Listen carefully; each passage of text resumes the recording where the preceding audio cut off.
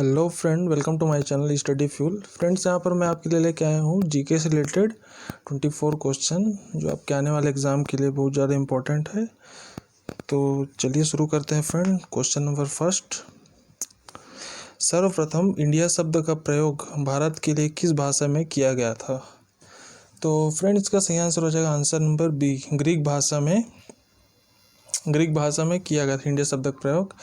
और फ्रेंड बताना चाहूँगा, ग्रीक लोगों ने अनेक भारतीय नदियों राजाओं को अपनी भाषा में अलग अलग तरह का नाम रखते थे अपनी भाषा में। उसी प्रकार भारत शब्द का भी नाम इंडिया रखा था। ठीक है फ्रेंड, आगे चलते हैं। क्वेश्चन नंबर 2, भारत की स्थलीय सीमा की लंबाई कितनी है? तो फ्रेंड्स, इसका सही आंसर हो जाएगा आंसर नंबर डी, 15,200 किलोमीटर।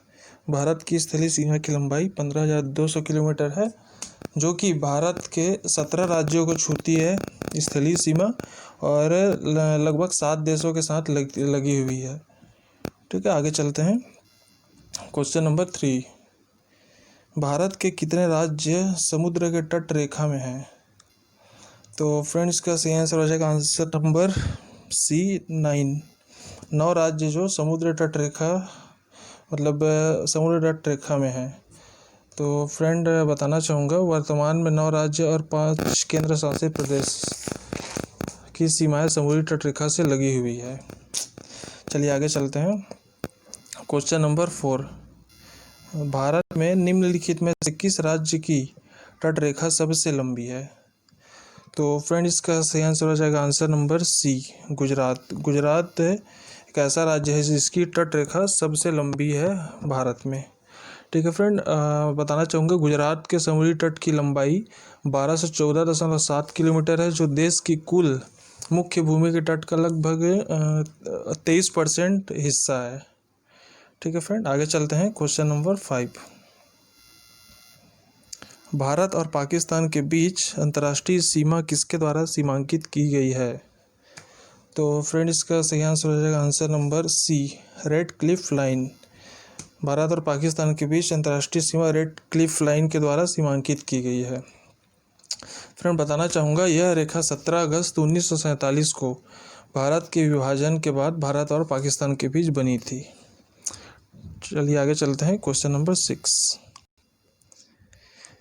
निम्नलिखित में से किस देश के साथ भारत की अंतर्राष्ट्रीय सीमा नहीं लगती है? तो फ्रेंड्स, इसका सही आंसर हो जाएगा answer number D, Sri Lanka. Sri Lanka एक ऐसा देश है जिसके साथ भारत की अंतर्राष्ट्रीय सीमा नहीं लगती। फ्रेंड बताना चाहूँगा, श्रीलंका हिंद महासागर के चारों ओर से घिरा हुआ एक द्वीप पर बसा हुआ एक देश है। ठीक है, चलिए आगे चलते हैं। क्वेश्चन नंबर 7, धूपगढ़ चोटी कहाँ स्थित है? तो फ्रेंड, इसका सही आंसर हो जाएगा answer number B, Satpura range में। धूपगढ़ चोटी सतपुड़ा रेंज में है। तो बताना चाहूँगा फ्रेंड, धूपगढ़ चोटी सतपुड़ा रेंज की सबसे ऊंची चोटी है। यह यह 1350 मीटर की ऊंचाई पर स्थित है। ठीक है फ्रेंड, आगे चलते हैं। क्वेश्चन नंबर 8, तवा किसकी सहायक नदी है? तो फ्रेंड, इसका सही आंसर हो जाएगा आंसर नंबर ए, नर्मदा। तवा नर्मदा नदी की सहायक नदी है। और बताना चाहूँगा फ्रेंड, नर्मदा नदी का उद्गम स्थल मध्य प्रदेश के होशंगाबाद जिले के पंचमढ़ी महादेव पर्वत के कालीभीत पहाड़ियों के बीच से हुआ है। ठीक है फ्रेंड, आगे चलते हैं। क्वेश्चन नंबर 9, भारत में तुगलक वंश के बाद कौन सा वंश शासन में आया? तो फ्रेंड, ये एक इम्पोर्टेंट क्वेश्चन है। तो इसका सही आंसर हो जाएगा आंसर नंबर डी, सैयद वंश। भारत में तुगलक वंश के बाद सैयद वंश शासन में आया। यह दिल्ली सल्तनत पर शासन करने वाला चौथा वंश था, और इसने 1414 से 1451 ईस्वी तक शासन किया था। ठीक है फ्रेंड, आगे चलते हैं। क्वेश्चन नंबर 10, चंद्रगुप्त मौर्य का पुत्र कौन था? तो फ्रेंड्स, का सही आंसर हो जाएगा आंसर नंबर डी,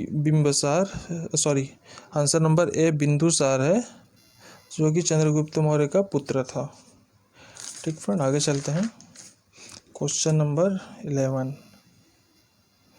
भारतीय संविधान में कितने मौलिक अधिकार हैं, कितने मौलिक अधिकार उल्लेखित हैं? तो फ्रेंड इसका सही आंसर हो जाएगा आंसर नंबर बी, 6 मौलिक अधिकार उल्लेखित है। फ्रेंड बताना चाहूँगा 6 मौलिक अधिकार।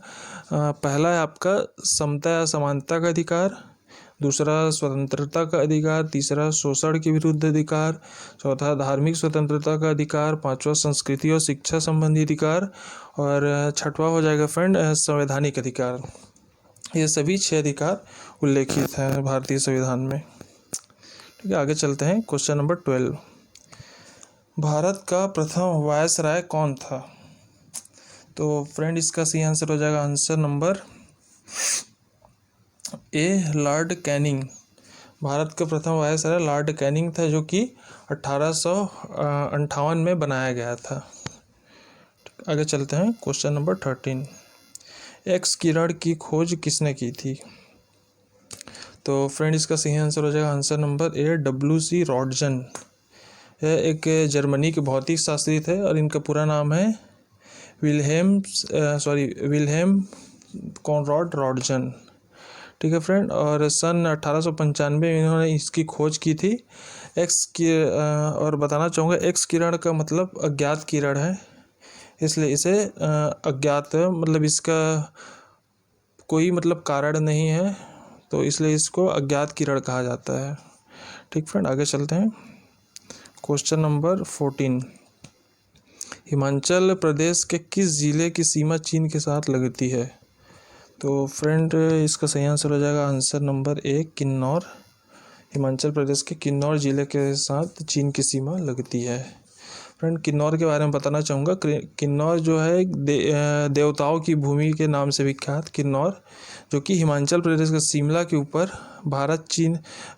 शिमला के ऊपर स्थित है, और जो भारत और चीन की सीमा से लगा हुआ एक जिला है।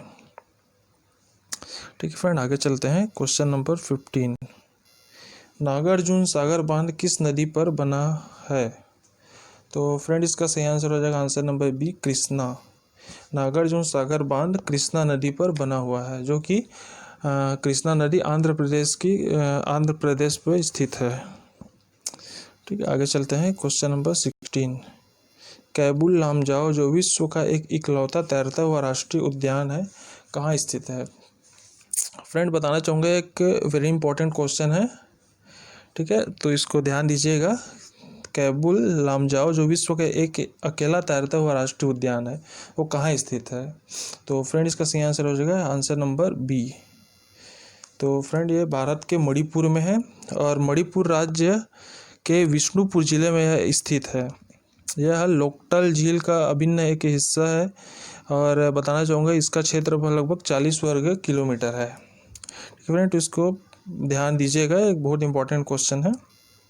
चलिए आगे चलते हैं। क्वेश्चन नंबर 17, 13वीं शताब्दी में राजस्थान के माउंट आबू में प्रसिद्ध दिलवाड़ा मंदिर किसने बनवाया था? तो फ्रेंड इसका सही आंसर है आंसर नंबर डी, तेजपाल ने इस मंदिर को बनवाया था। ठीक है फ्रेंड, आगे चलते हैं। क्वेश्चन नंबर 18, पृथ्वीराज चौहान को मोहम्मद गौरी ने किस युद्ध में पराजित किया था? तो फ्रेंड इसका सही आंसर हो जाएगा आंसर नंबर बी, तराइन 1192 ईस्वी में। तराइन के युद्ध में 1192 ईस्वी में पराजित किया था। और बताना चाहूँगा फ्रेंड इस तराइन की पहली लड़ाई 1191 ईस्वी में हुई थी, और पहली लड़ाई में जो कि पृथ्वीराज चौहान विजयी हुए थे। आगे चलते हैं। क्वेश्चन नंबर 19, भारतीय संविधान की रचना के समय संविधान सभा का संवैधानिक सलाहकार कौन था? तो फ्रेंड बताना चाहूँगा इसका सही आंसर हो जाएगा answer number C, B N. Rau संविधान सभा का संवैधानिक सलाहकार था। ठीक है, और बताना चाहूँगा उस समय डॉक्टर राजेंद्र प्रसाद भारतीय संविधान के मुख्य अध्यक्ष थे। आगे चलते हैं। क्वेश्चन नंबर 20, निम्नलिखित में से किस विद्वान ने सर्वप्रथम हड़प्पा सभ्यता के अवशेषों को खोजा था? तो फ्रेंड इसका सही आंसर हो जाएगा आंसर नंबर सी, ए कनिंघम ने सर्वप्रथम हड़प्पा सभ्यता के अवशेषों को खोजा था, और इनका पूरा नाम है अलेक्जेंडर कनिंघम जो कि 1853 ईस्वी तथा 1873 ईस्वी में हड़प्पा का सर्वेक्षण कर कुछ क्या बोलते हैं कुछ पुरातत्व वस्तुएं प्राप्त की गई थी। ठीक है फ्रेंड, आगे चलते हैं। क्वेश्चन नंबर 21, सारनाथ में किस सम्राट का स्तंभ है? तो फ्रेंड इसका सही आंसर हो जाएगा आंसर नंबर बी, सम्राट अशोक का स्तंभ है। सारनाथ में सम्राट अशोक का स्तंभ है। आगे चलते हैं। क्वेश्चन नंबर 22, हड़प्पा कालीन लोगों को किसकी जानकारी नहीं थी?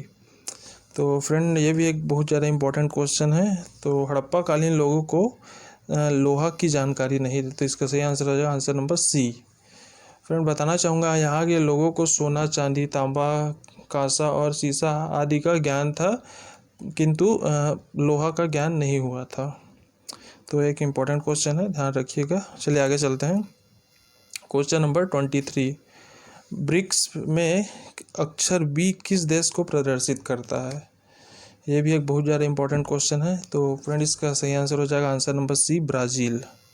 बी अक्षर ब्राज़ील देश को प्रदर्शित करता है। और बताना चाहूँगा फ्रेंड, ब्रिक्स का पूर्ण रूप होता है बी का ब्राज़ील, ए का एशिया, आई का इंडिया, सी का चाइना और एस का साउथ अफ्रीका।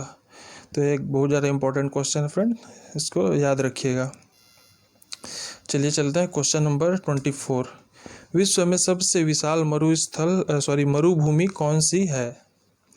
तो फ्रेंड इसका सही आंसर हो जाएगा आंसर नंबर ए, विश्व में सहारा मरुभूमि सबसे विशाल मरुभूमि है, जो कि यह विश्व के सबसे बड़ा मरुस्थल है। इसका क्षेत्रफल 84 लाख किलोमीटर में है फ्रेंड। तो ये भी एक इम्पॉर्टेंट क्वेश्चन है। तो फ्रेंड्स ये रहे हमारे 24 क्वेश्चन, जो बहुत ज़्यादा इम्पोर्टेंट है। सभी क्वेश्चन को ध्यान से देखिएगा और आपके आने वाले एग्ज़ाम के लिए भी इम्पोर्टेंट है फ्रेंड। अगर ये और इसी तरह वीडियो के लिए आप हमारे चैनल के साथ बने रहें। अगर वीडियो आपको अच्छी लगी तो प्लीज़ लाइक करें। अगर अभी तक आपने चैनल सब्सक्राइब नहीं किया प्लीज़ चैनल सब्सक्राइब करें और शेयर करना ना भूलें। ठीक है फ्रेंड, थैंक्स फॉर वॉचिंग।